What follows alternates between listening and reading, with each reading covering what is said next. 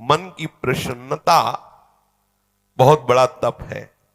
हर समय मन को प्रसन्न रखना बहुत बड़ी साधना है, बहुत बड़ा लाभ है जिसका हर समय मन प्रसन्न रहता है। जानते हो किसका मन प्रसन्न रहता है? जिसका मन प्रभु से अपनापन कर लिया है।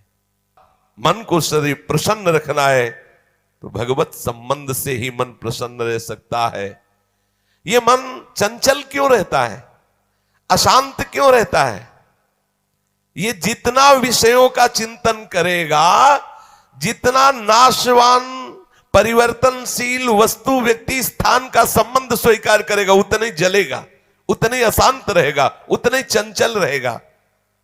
त्यागाच्छांति अनंतरम, जितना ये सब वस्तु व्यक्ति स्थान का राग त्याग करेगा उतना ही शांत हो जाएगा, उतना ही आनंदित हो जाएगा, उतना ही प्रसन्न हो जाएगा। मना प्रसादः, यदि आप मन को प्रसन्न करना चाहते हैं तो किसी भी व्यक्ति वस्तु स्थान का इसे संबंध न रख ले पावे, ये सावधानी रखना।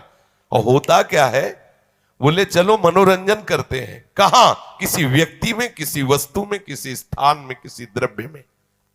होता क्या है, मनोरंजन होता नहीं, एक नई जलन, एक नई चिंता, एक नई कामना, एक नई वासना, एक नया फसाव। चले थे आनंद लेने और फंस गए। हमारा मन प्रसादः, मन प्रसन्न कब होगा? बहुत ध्यान की बात है। भगवान कह रहे त्यागाच्छांति अनंतरम, यदि आप शांति देना चाहते हो अपने मन को, आनंद देना चाहते हो, प्रसन्नता पाना चाहते हो, तो आप वस्तु व्यक्ति स्थान के संबंध से रहित कर दो अपने मन को। एकमात्र प्रभु के चरणारविंद में आप अपने मन को लगा दो। फिर आप देखें आपका मन सदैव प्रसन्न रहेगा, क्योंकि प्रभु अविनाशी है, वस्तु व्यक्ति स्थान परिवर्तनशील है। वो एक रस प्रसन्न रह ही नहीं सकता जिसका वस्तु व्यक्ति स्थान से संबंध है, नहीं रह सकता, क्योंकि वो एक रस नहीं है तो मन कैसे एक रस होगा? वो विनाशी है, परिवर्तनशील है, मूल में दुख है, केवल ऊपर से सुखद दिखाई दे रहा है। मन में अशांति, दुख, क्लेश, बंधन का कारण है किसी वस्तु व्यक्ति स्थान से अपनापन कर लेना। सूक्ष्मता से देख लीजिए, अभी हम यही फंसे हैं, चाहे हम ज्ञानी भगत हो चाहे प्रेमी भगत हो, अभी केवल मन के भगत हैं, मन को अभी भक्ति के मार्ग में नहीं खड़ा कर पाए। किसी भी वस्तु व्यक्ति स्थान से राग न रह जाना ये वैरागी का लक्षण है। समस्त वस्तु व्यक्ति स्थान में एकमात्र सच्चिदानंद आराध्य देव को देखना ये अनुरागी का लक्षण है। हम देखें कि हम ना तो वैरागी है ना अनुरागी है, हम तो रागी है। हर वस्तु व्यक्ति स्थान से हम सुख भोगना चाहते हैं। देख लो, अगर ऐसा नहीं तो फिर मन जाएगा ही नहीं। जब तक सुख की लालसा नहीं तब तक मन जाने वाला नहीं। इसको जहां जहां सुख का मिलने का भाव है वहीं वहीं ये जाता है। जब धन संपत्ति, स्त्री, पुत्र, नाना प्रकार की भोग सामग्री, इनमें हम अपनापन कर लेते हैं तो मन हमारा चंचल हो जाता है। सबका प्रश्न होता है, मन भजन में नहीं लगता, चंचल है। मन चंचल आपने किया है, आपको ही छोड़ना पड़ेगा। आपने वस्तु व्यक्ति स्थान से संबंध कर लिया है, वो चंचल परिवर्तनशील नाशवान वही लक्षण मन को आ रहे। वो आप अविनाशी प्रीतम से अपना संबंध कर लो, देखो कितना आनंद मन में रहता है, कितनी प्रसन्नता रहती मन में। भगवत चरणारविंद का आश्रय लेने वाला हर समय प्रसन्न रहता है, ये पहचान है। भारी से भारी विपत्ति में भी उसका हृदय आनंदित रहता है, क्योंकि ये विपत्ति संपत्ति बाहरी बात है। वो जिस आनंद में मगन है वहां न विपत्ति का न संपत्ति का, दोनों का प्रवेश नहीं, न हर्ष न शोक का। इसलिए मनः प्रसादः, साधक ध्यान दे संतुष्टः येन केन वा। हर परिस्थिति में मन को प्रसन्न करना सीखे, प्रसन्न रखना सीखे।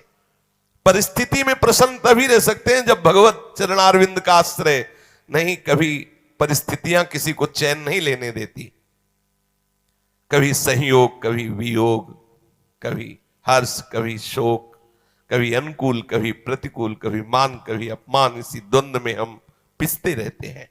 तो मन कहां प्रसन्नता का अनुभव कर पाता है।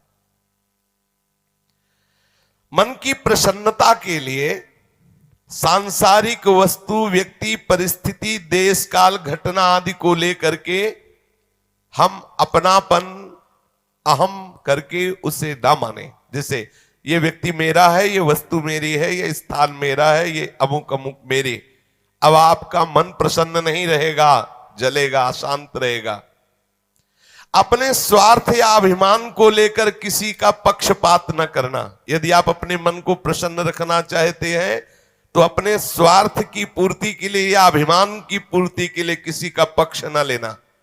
किसी का मंगल करने के लिए, किसी को आनंद प्रदान करने के लिए हम भले सलाह दे दें, लेकिन अपना अहंकार पोषण करने के लिए, अपने स्वार्थ की पूर्ति के लिए हम पक्षपात न लें। नहीं, हमारा मन प्रसन्न नहीं रह पाएगा। मन को सदा दया भाव से युक्त रखे, क्षमा भाव से युक्त रखे। दूसरों को कैसे हम सुख पहुंचावें, ऐसे मननशील बने। सदैव सुख देवे को चाव चित, सब सोहित निष्काम। सबको सुख पहुंचाऊं लेकिन किसी से सुख पाने की लालसा ना हो, मन प्रसन्न रहने लगेगा। मन में जब दूसरों के हित की भावना होती है तो प्रसन्नता का प्रादुर्भाव होता है। और सदैव मन को प्रसन्न रखने के लिए थोड़ा भोजन पाना सीखें, कम बोलना सीखें, कम सोना सीखें और सदैव भगवान नाम जपना सीखें। अखंड प्रसन्नता आ जाएगी। मानते हैं प्रारब्ध के अनुसार शरीर रोगी हो सकता है, परिस्थिति प्रतिकूल आ गई, संसार ने तुम्हारा त्याग कर दिया, लोग निंदा करते हैं, लेकिन आप प्रसन्न रहेंगे क्योंकि आपने बहुत बड़े करुणा निधान आनंद समुद्र प्रभु का आश्रय ले लिया है। उस आश्रय में जो बाधक भाव है उनका त्याग कर दीजिए।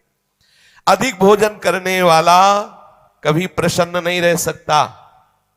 और बड़ी विचित्र ये जिह्वा है, ऊब गए भगवान।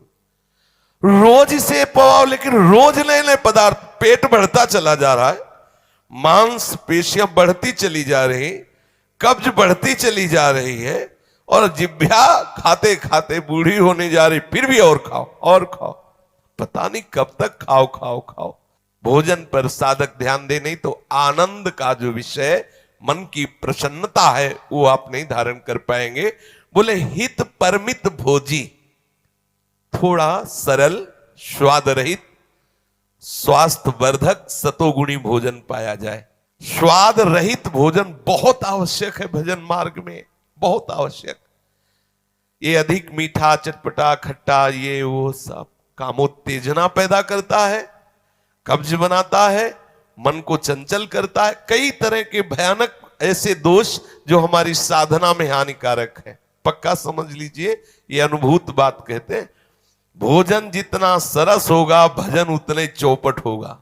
पक्का समझ लो। ये भोजन बहुत घातक वस्तु है, बहुत घातक वस्तु है। साधक इस बात पर ध्यान दे, ये भोजन हमें मारे डाल रहा है। हमारा जीवन भगवत प्राप्ति के लिए है और ये आज पा लिया, वो पा लिया, ये गुलाब जामुन, ये लड्डू, ये वो, बस बुद्धि में विचलता, भगवत चिंतन रहित और नाना प्रकार की वासनात्मक खेल की कामनाएं, कल्पनाएं, ये भोजन के कारण। बहुत आवश्यक है भोजन सुधारना। भोजन नींव है परमार्थ की। जैसा खाओ अन्न वैसा बने मन। तो मन प्रसाद कैसे प्राप्त होगे, क्योंकि आपका भोजन ठीक नहीं है। बहुत सावधान, बहुत सात्विक और नियमित परमित भोजन हमें मन प्रसादा स्थिति में निश्चित प्रतिष्ठित कर देगा। दूसरा, नित्य में एकांत सेवी। उपासक को चाहिए कि कम लोगों से मिलने का स्वभाव बनाए।